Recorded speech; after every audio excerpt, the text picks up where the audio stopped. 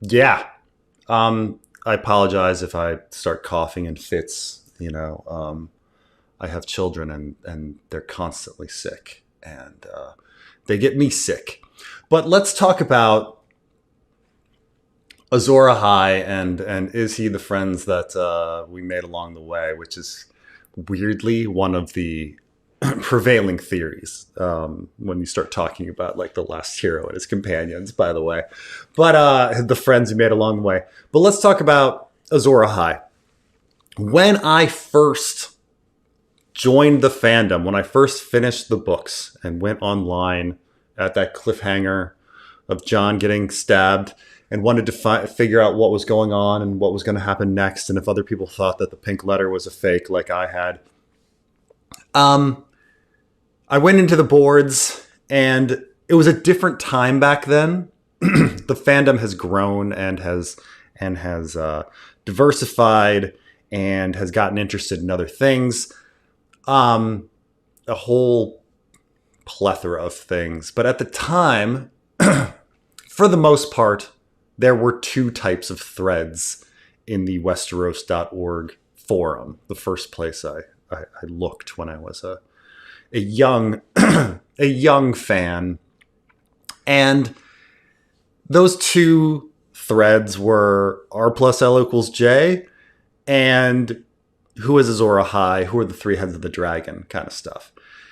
That was essentially it. That was literally, I'm not exaggerating, that was 90% of the posts that existed. The people just talking about those two issues over and over and over again. And so I've been a little resistant in talking about Azor Ahai, but I was like, you know what? Let's talk about it a little bit here, because I think I can shed some new light, or at least not new light, at least place it in a new scope for you all. Because and this is important, because I realized that I, as an old man who can't remember the first time I saw Star Wars. I can't remember the first time I saw Raiders of the Lost Ark. So those stories and all of the information of those stories never unfolded to me in a linear fashion. I always just had the story in my head. I never understood how it happened. Like, what was that first feeling of finding out, or Empire Strikes Back? I don't remember. Like of Darth Vader being Luke's father. I never knew because it was never a surprise to me, or if it were, I don't remember. And a lot of times we forget, with all of our theorizing and talking about stuff, about the order of the information given to us and what our author was thinking about at the time. So let's start and talk about the first book. All right, A Game of Thrones. And let's talk about Azor Ahai.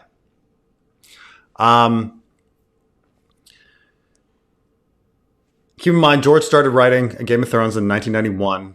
He finished it. It was published in 1996. There is not a single mention of Azor Ahai or the Prince That Was Promised in A Game of Thrones. That was not something that was ever part of his story. Okay, he doesn't mention it in any So Spake Martins. He doesn't mention it in his outline. Azor Ahai and the importance of somebody fulfilling some sort of grand prophecy is not part of this book or part of his original design. And now, in A Game of Thrones, there's the story of the last hero, which, is about some person that's searching for the children of the forest, and he's got some companions and stuff. And there's the story of the stallion that mounts the world. And the stallion that mounts the world, although it's hinted at that it could be Daenerys, because there's talk of like the stallion uniting everyone in the world. The characters in story clearly all think it's Rhaego. And yeah, you can get some hints that Daenerys is the chosen one. Daenerys is the chosen one based on those kind of prophecy aspects. But after Game of Thrones, the Stallion of the Mounts of the World prophecy kind of disappears. Not to be mentioned again. You know, like it's mentioned once in A Dance with Dragons. Dany brings it up because we briefly hear about a Giscari prophecy about the dragon and the harpy, like producing a child that will save the world, and she kind of thinks of it in her head. But this idea that, you know, there's some loose idea there is with the Stallion that Dany is the fulfilling of a prophecy, that she's more than just a random throwaway sister of Viserys. She's something special, and when she hatches her dragons and everything, it's beneath a big comet. It's a big fucking deal. It's a BFD, and considering that, you know, when you look at the structure of a Game of Thrones, you've got others at the beginning and hatching of dragons at the end, and we just kind of think of this ice and fire, and we kind of have this idea that the dragons are going to be used to somehow fight the ice zombies. But that's the end of it. I mean, and interestingly enough, I mean, since The World of Ice and Fire came out, and that's kind of an important book in how it shifts the fandom's thinking, like that book presents this unified prophecy story that all the prophecies are talking about the same fucking thing. And so in that sense, like maybe you can retroactively say that the Stallion that mounts the world and the last hero are Azor Ahai. However, there is nothing similar. There's no, and this is an important thing that I'm going to bring up. There's nothing that's actually similar about any of these tales. I mean, besides that there's a single person in them that's really important, that's supposed to like fight evil. There's nothing about any of these tales that's similar. I mean, maybe, you know, uniting people, maybe you could say, but even that, like, it's not really mentioned. So keep that in mind, that George, in his big plan, if you're thinking that George has a master plan, back in the Game of Thrones, he didn't fucking think about it. Was not brought up once. Tower of Joy, R plus L equals J, Lyanna and her blue roses, Harrenhal. No Azor Ahai, no prince that was promised. Okay, so moving on, we get to Clash of Kings. Now, A Clash of Kings is the first time we hear about Azor Ahai. And we hear about Azor Ahai in the context of Stannis and Stannis alone. However, keep in mind that the Azor Ahai prophecy, as presented in A Clash of Kings, is very different from what we're going to get later. And how he's talked about is different as what we're going to get later.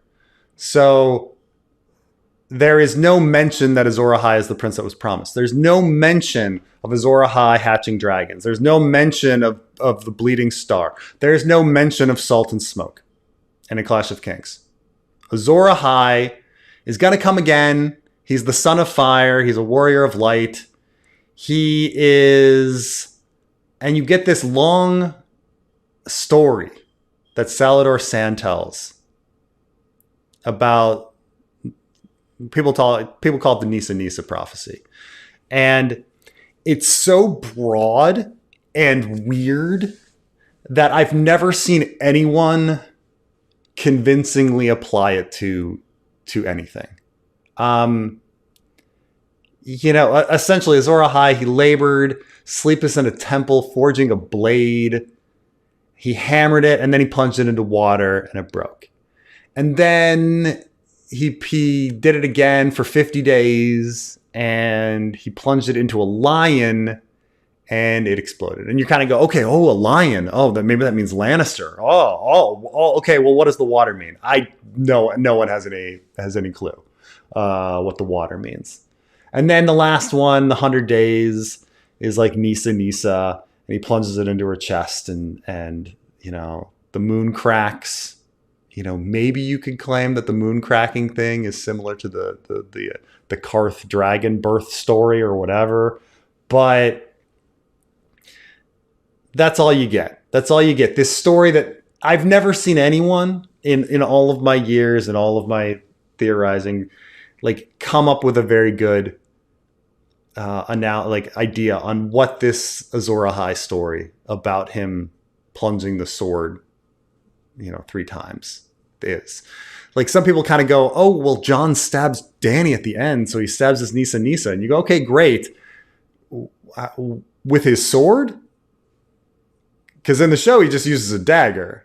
It's not like he pulls out Longclaw and goes, and say it is his sword, like, okay, when did he plunge anything into a lion?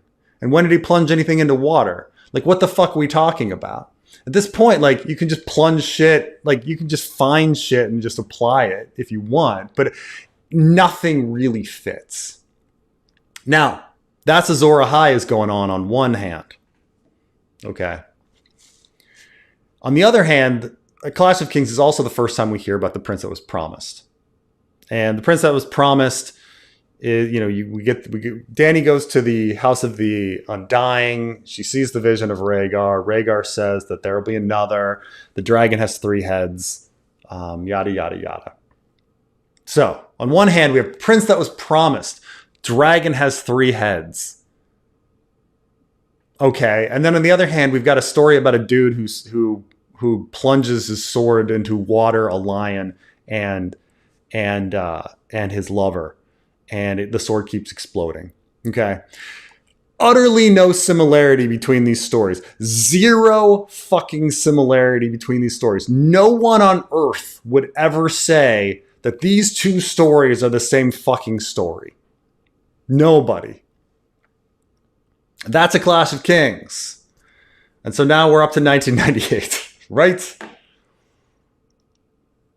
Well,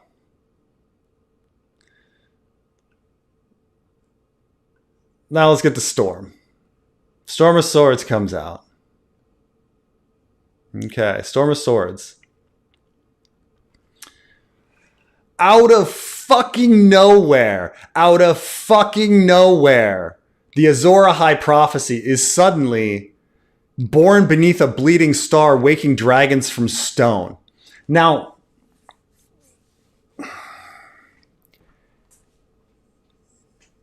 of course, like, it's impossible to read born beneath a bleeding star. I mean, the comet was called the Bleeding Star by Dany. But of course, she's reborn before the Bleeding Star and waking dragons from stone. Well, her stone eggs, it's impossible that anyone would not all of a sudden be like, oh shit, the Azor Ahai prophecy is about Dany.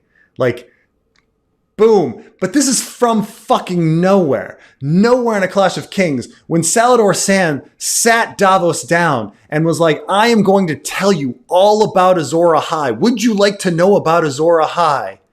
And Davos is like, sure. And we get our fucking 2 pages of Salladhor Saan explaining,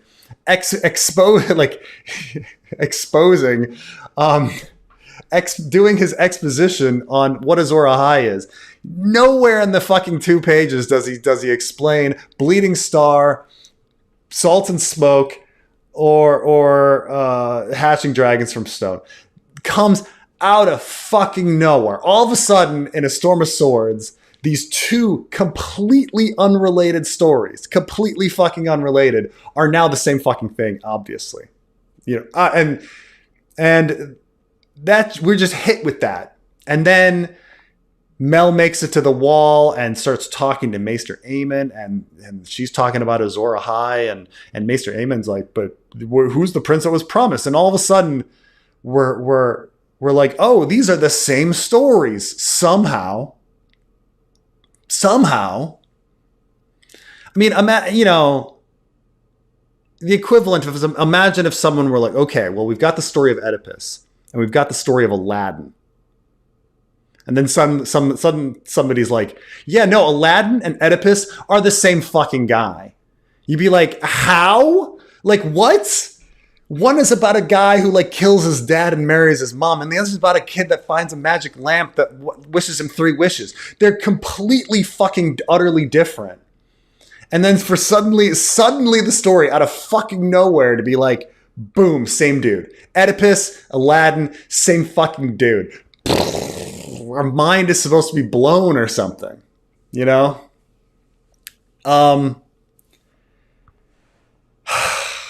And so this goes on a bit. Now, of course, once we hear this, your mind is supposed to go Danny, Danny, Danny, Danny, Danny all the fucking day long, you know? And maybe if you're focused on the R plus L equals J, you're connecting it back to the prince that was promised. You're thinking about John, and you're thinking maybe dragons have 3 heads, maybe the Azor Ahai has 3 people, all that thing. Okay. Anyway, it's never explicitly said in the Storm of Swords that Danny is supposed to fulfill this, but it's pretty strongly implicitly. And then, in case it wasn't strong enough, in A Feast for Crows, it's explicitly said. Maester Aemon is on his boat and he's like, holy shit, Danny is Azor Ahai. Danny's the prince that was promised. Like, he fucking straight up fucking tells us this on the boat. And so it's no longer implicit. It's completely explicit that Danny is now Azor Ahai and the prince the prince that was promised until obviously, because many people think that John is the real main character of the story. People are always thinking about John. And by the time Dance comes, then we start getting the stronger implicit messages that, I mean, they're barely implicit. They're pretty explicit, actually. Mel sits there and says, I prayed to see Azor Ahai, and R'hllor just showed me snow with a capital S. Like, so we're all of a sudden supposed to think of John as Azor Ahai and the prince that was promised in Dance with Dragons. So, now, all of this said on how I would say,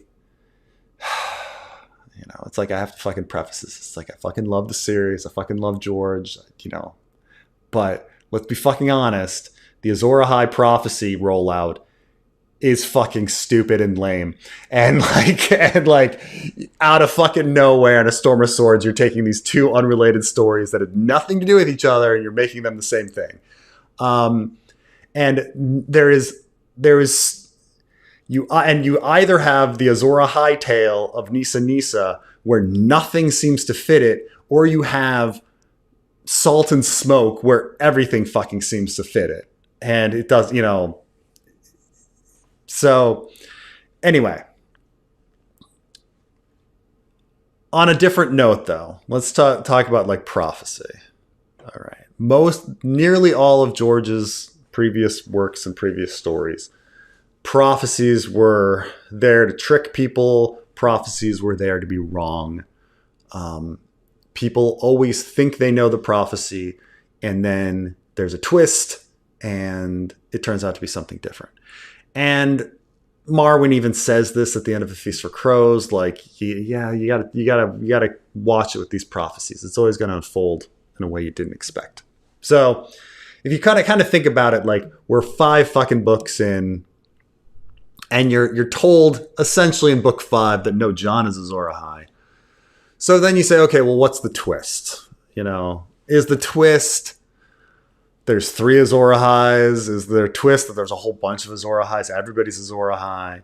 Is the twist that the prophecy is bullshit? The show dealt with it by being like, it turns out Arya's Azor Ahai? Is that it? Is that how the show did it? Or that the prophecy wasn't important? One of the two. You can kind of the Arya was Azor Ahai the whole time. But there's always just like, one, we kind of know a twist is coming. It's not as simple as that it's John. And it's probably not as simple as that it's both John and Danny and a third character, whether it be Bran or Tyrion or Aegon or Stannis. It's probably something more complicated than that. There's got to be some sort of little twist. He's only at book 5. He's got to have another twist.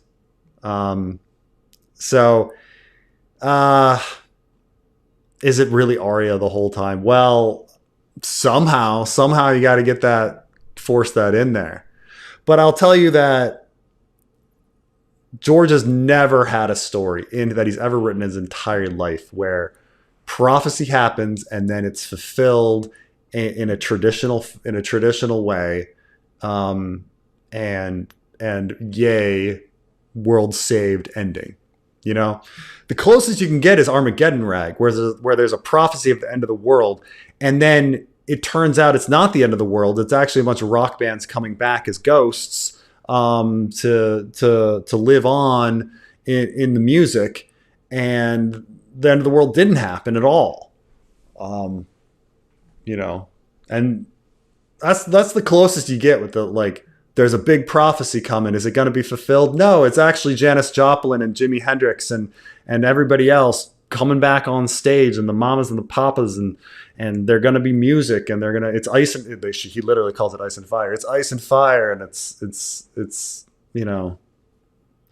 the closest he has to fulfilling prophecy. Every other time, prophecy is bullshit, and it's like a evil alien that's putting weird prophecies in our head to get us to kill ourselves.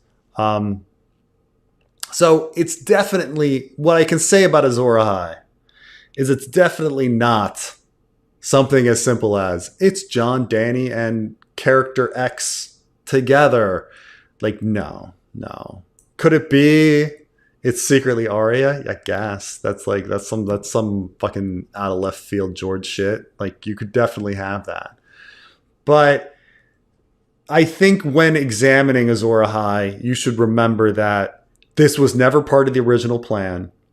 It was unveiled book by book in a really messy, kind of dumb fashion. All right, let's be honest. Let's be honest.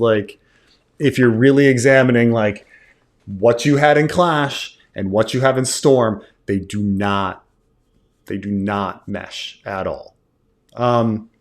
He doesn't take any. Once you get into Feast and Dance, there's no big shifts. There's small hints of maybe it's this character, maybe it's this character, but he doesn't change things around like he did, going from Clash to Storm. But Storm, we all love it, but it's a messy book, as I say. But yeah, if you're looking for the answer, it's not going to be something traditional, and it's probably going to be something to piss you off. It pisses everybody off. Oh my God, how could you say it's stupid and lame? The Azor Ahai prophecy is actually pretty fucking stupid and lame. I mean, come on. It's a story about a prophesized hero that's going to save the fucking world, and it's oh my God, isn't that every fucking fantasy story? Do we need one of those? Do we need one of those prophecies?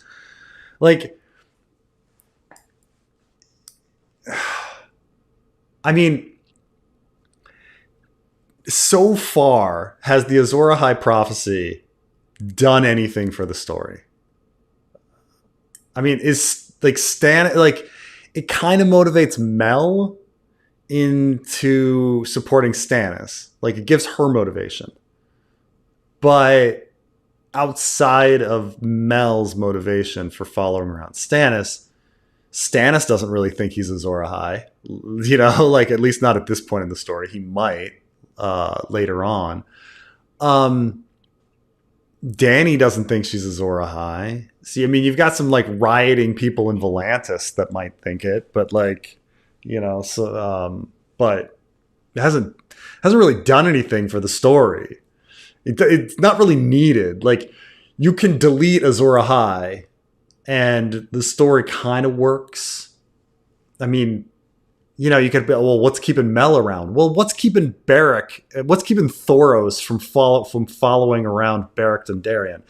Not much, like why was he doing that? Well, I mean, you don't need much motivation for Mel to follow around Stannis, but that's essentially what the Azor Ahai prophecy is. It's just a motivation for keeping Mel in the story.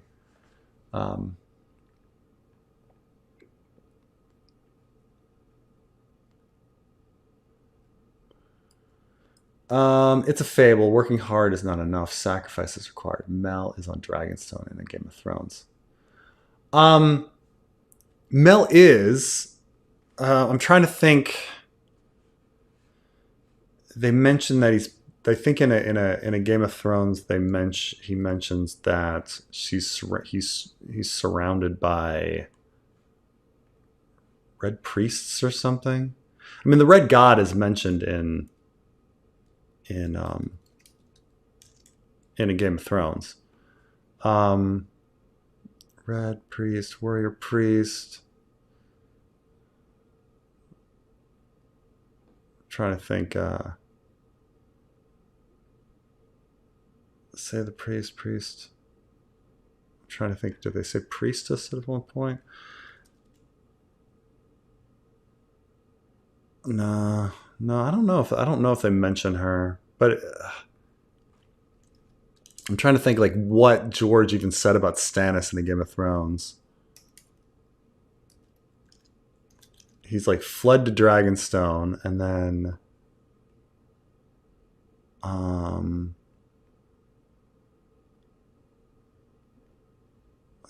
what Stannis has been doing on Dragonstone.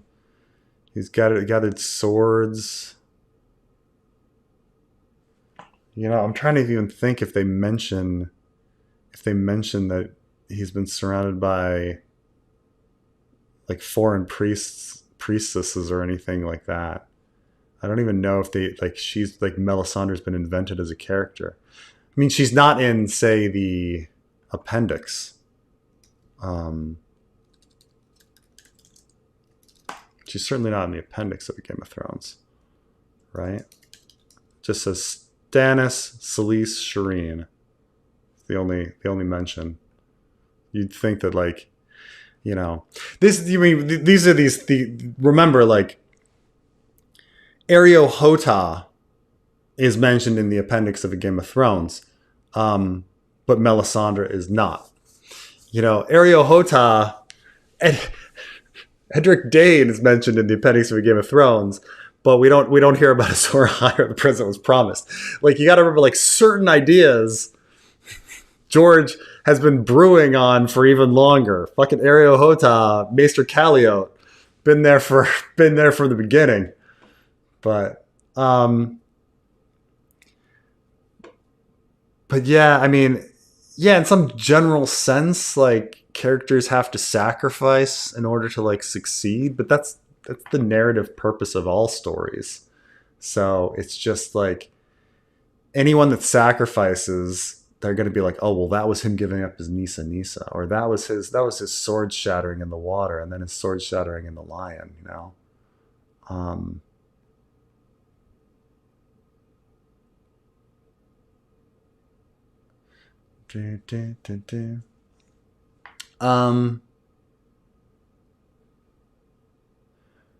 What do you think Mel would do when she learns that the other priests are supporting Dany instead of Stannis?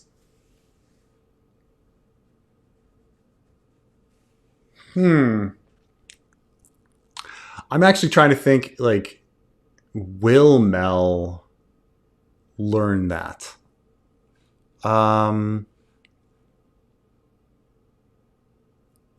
Right? Mel is really far away from Volantis and any other priests. The closest priest she is Thoros in the Riverlands somewhere. He's not supporting Dany. Benerro is. We're not sure about other Red Temples. I mean, it could be that. I mean, it may be that other Red Temple. Like I say, maybe the Red Temple in Pentos is supporting Hot Pie. I don't know. Although it might be that the Red Temple in Bravos is supporting Nimble. Oh, Nimbledick's dead, but maybe they think Nimbledick's going to come back. we don't know. All we know is that, yes, the one in Volantis is definitely supporting Danny. I don't know if Mel can I mean, she might find out through flames or something, but I mean, let's think about like how long that would take. Like, okay, I suppose John Con and Aegon have the information. So John Con and Aegon are in the Griffin's Roost, Storm's End area. For that information to get up to Mel would take an entire book. And by then, who knows? Who knows what's happening? But it's just, you kind of think like how little time left is in the story. Like, you got to remember that at absolute most, there's 2 years left in the story. And that's if George like slows down the pace again. It's more like a year is left in the story. And can characters actually like sail everywhere and get everywhere? Will there be religious zealots coming with Dany when she leaves Volantis? And because you kind of think, okay, maybe Dany will arrive at the ends of the Winds of Winter, so all of these zealots will land in a Dream of Spring, and they're battling Aegon for the first half of the book, and then the others are plowing south. What's Mel up to? Like, I don't know. I mean, it all depends if it's kind of, I guess she would think it was understandable, but she doesn't necessarily like respect everybody else in her religion. Like, she thinks she's the best, she might just think they're morons, depending if like she suddenly is like, oh gosh, it's John or it's Arya. But that's the thing, is that it's hard for her to learn about that information. Or when she does, it's so late in the game. Like, the others are already invading and things like that.